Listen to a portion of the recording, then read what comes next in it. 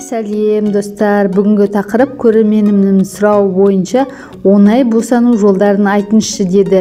Негізі қыздар, адамнан адам шығу оңай емес.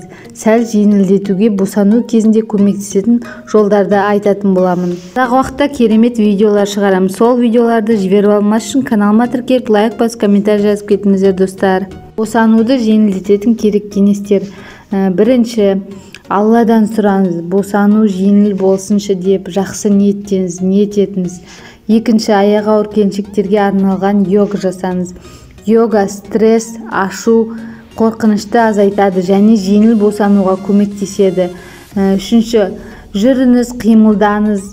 Төртінші, далаға көп серуендеуге шығыңыз. Дұрыс тыныс алыңыз. Дұрыс тыныс алу жаттығуларын жасап жүріңіз.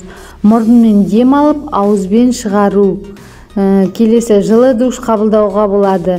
Ыстық немесе салқын су емес, жылы. Қасыңыздағы адамға күнде массаж жасатып тұрыңыз беліңізге. Өзіңізге массаж жасауға да болады.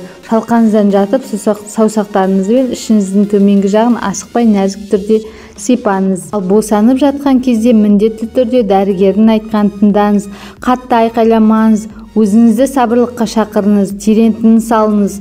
Осы мен айтқан кеңестерді орындап жасап жүрсеңіз, сөзсіз көмегі тиеді деген ойдамын. Видеоны соңына дейін қарағандарыңызға рахмет. Мың алғыс. Келесі видеода кездескенше достар.